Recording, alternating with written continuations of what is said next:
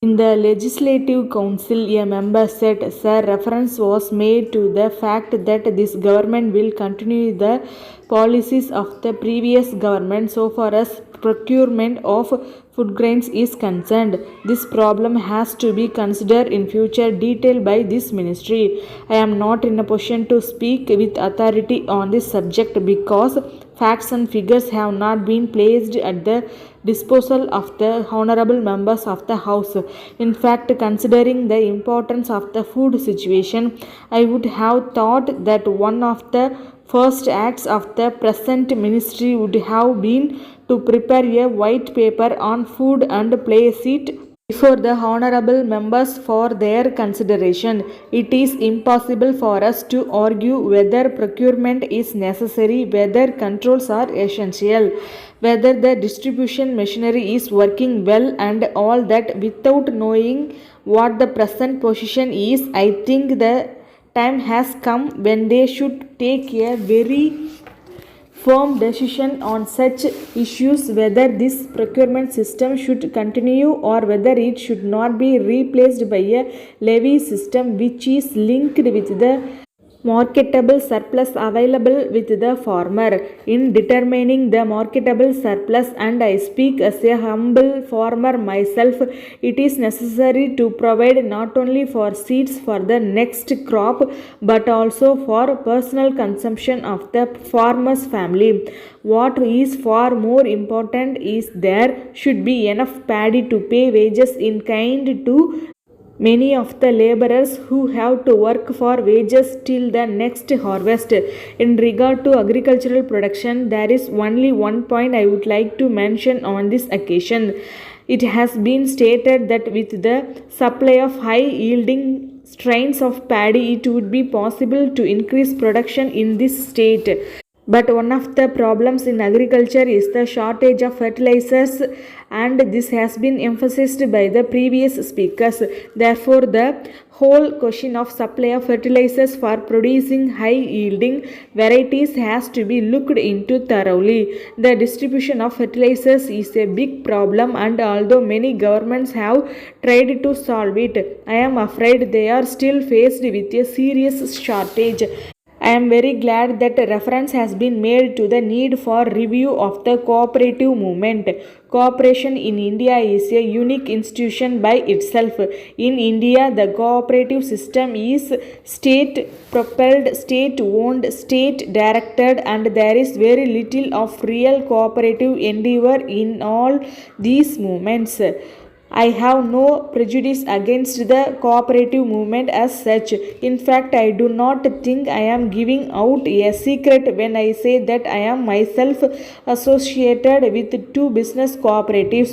But I think certain reforms are very essential because it has been found that cooperatives are not working well, that they have been captured for reasons other than cooperative endeavor by ambitious people. There can be no advance in this field when politics and cooperation have become inextricably interlinked. Sir, in this connection, I would also like to refer to one aspect of administration which has struck me of being of particular importance in view of the Administrative Reforms Commission, which is at present going into the task of suggesting reforms of the administrative structure of the country. The problem of district administration should receive adequate attention at the hands of the government. Sir, reference was made to the Salem steel plant. Now I do realize I am treading on delicate grounds because I know that both sides of these houses are extremely anxious to get the project.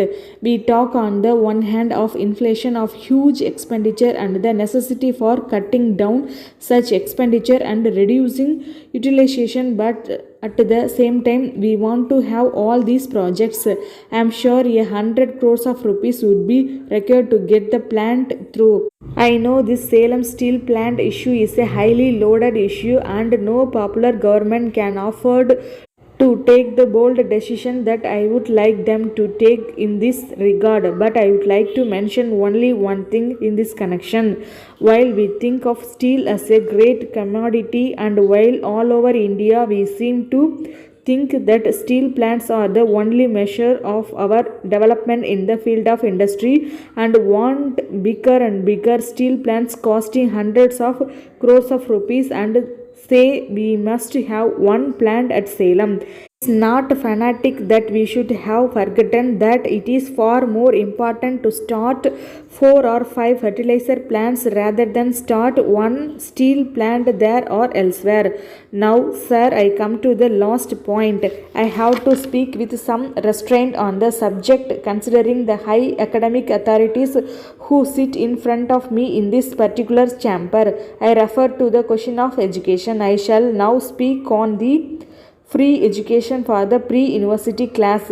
I frankly think that this has been made a political issue. No government without courage can say that it is not a desirable thing. If you want my opinion, sir, and I am bold enough to mention this because I happen to represent a very enlightened constituency, enlightened in the sense that it is the graduates constituency, that it is neither necessary nor desirable that free education should be introduced in the pre-university class.